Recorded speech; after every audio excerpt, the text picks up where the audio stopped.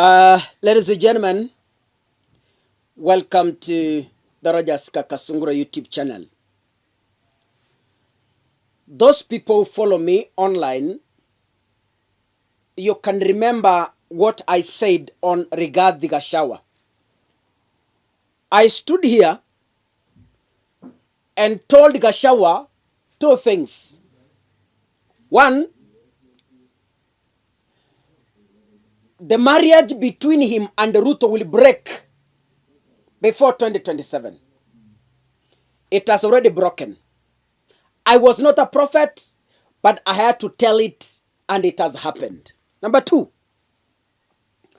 I told Gachagua, the very same sword he used against Uhuru Kenyatta, the humiliation, the abuses, the intimidation he used against Uhuru Kenyatta, the very same sword, the very same intimidation, the very same humiliation will be used against him. I was not a prophet, but I said, for the record, let me speak it out. What is happening today? Rigathi is not in good terms with William Ruto. The marriage I predicted has already ended. Let me take you to number two, the humiliation. First, Rigathi was Uhuru Kenyatta's PA. So we can authoritatively conclude that politically, Gachagua was groomed under Uhuru Kenyatta. And in fact, he became a member of parliament under the hands of Uhuru Kenyatta. 2017 to 2022, he became the Madira member of parliament. Now, today, Raila Odinga, Kalonzo Musyoka, let me say, the Azimio Nadiko Committee and the Kenya Kwanza Nadiko Committee, they jointly met today and they were signing the IBC Bill that will see IBC reconstituted, because currently it is crippled, doesn't have the chair, it doesn't have other commissioners. The signing of the IBC Bill will see IBC reconstituted and become full, because as we speak, there are some constituencies which were to hold by-elections. They have not done so. We have wards that were to hold by-elections. They have not done so. Gen Zs are waiting to recall their members of parliament. So this will go a long way into bringing some revolutions in the Republic of Kenya. Now, the committee came and Raila Odinga was present, Rigathi Gachagua was present, and William Ruto was present. Now, when they finished signing, it was their time to speak. And Kimani Chunga is the one who was giving nafasi from the Kenya Kwanza government. It was the one who was inviting the likes of Kalonzo, the likes of Raila Odinga, and the rest. So it came a turn for Kimani Chunga, and sadly, you understand that Kimani Chunga and Rigathi Gachagua, kinyumbani, they do not agree. They are home political wrangles. We all know that. That Kimani and Rigiji today, nowadays, they don't rhyme. They fight each other behind closed doors.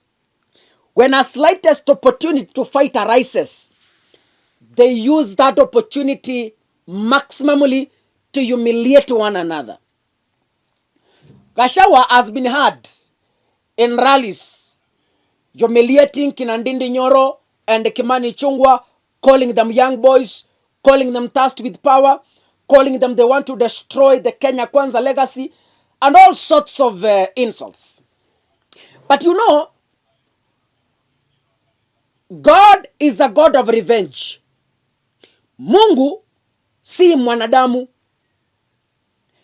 Na malipo Waswahili wanasema ni hapa hapa duniani.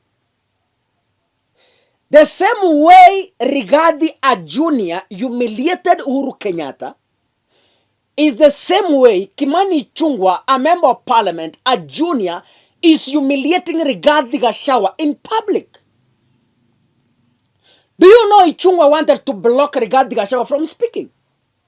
Yes, I have clips. The protocol dictates that when Kimani Chunga came, he was to invite Raila Odinga and tell Raila to invite the deputy president and the deputy president thereafter to invite William Samuel Ruto. But do you know what happened? Kimani Chunga took the stage. He invited the former Prime Minister Raila Odinga and instructed Raila Odinga to directly invite the president. Na akaruka Rigiji. And Rigiji was standing there. Rigathi was standing there. So Kimani Chunga akamuruka, hakumpatia nafasi. Raila Odinga, by the way, the protocol demanded that Raila Odinga malize aonge, Kimani Chunga arudi, I invite the deputy president aonge, then deputy president, I invite the president. That is the executive protocol in any government. Because Rigiji was there. Halikuwa pale amesimama. Now, I want you to take your time and watch what happened.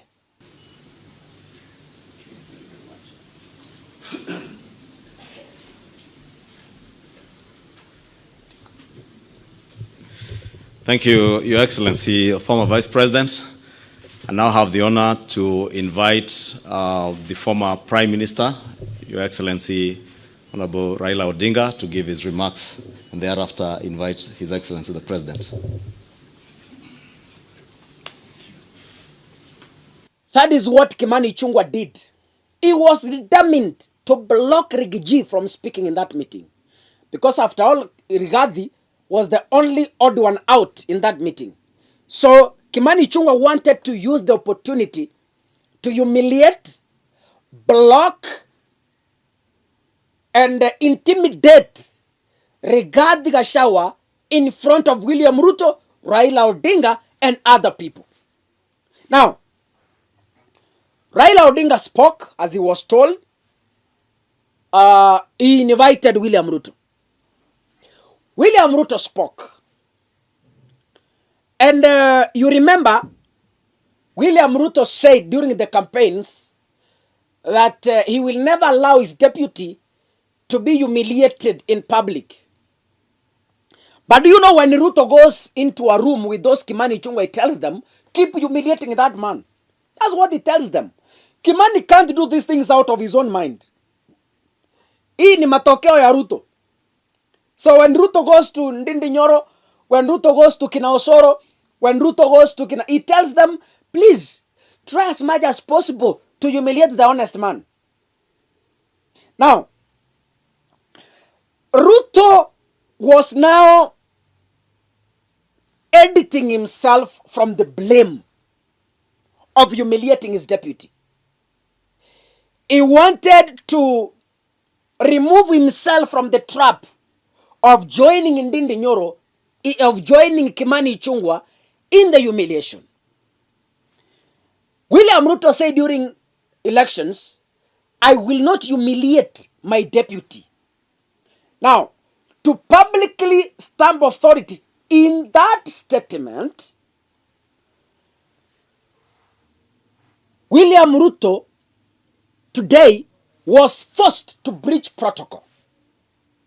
He spoke, and after speaking, he later invited Rigathi Gachagua to speak. That is breach of protocol. It is Rigathi who could have spoken and then later invite William Ruto. But because Ruto and Chungwa know what was happening, Ruto is now pretending to speak and later said, now, I want to give my deputy president some minutes so that he can also speak. Hii ni mchezo ya karata na tunaijua. But anyway, I want to tell Rigiji, can you, before I tell Rigiji, can you watch how William Ruto played this game? With those many remarks, Excellency, now may I have the pleasure to invite my brother, President William Ruto, to address you. Thank you. Thank you. I think before I make, just hold on, before I make some remarks, I have listened very carefully to the leaders who spoke as it should be. But let me ask my deputy to make a few remarks so that I can conclude. Mr. Deputy President. Your Excellency, our President, Dr. William Ruto, Your Excellency, the former Prime Minister, Your Excellency, the former Vice President. Ladies and gentlemen, I have one word today to regard the Gachagua. And I want to repeat it here. The same sword he used against Uhuru Kenyatta is the very same sword that is going to be used against him. God bless you, ladies and gentlemen. See you in the next video. Asanteni sana.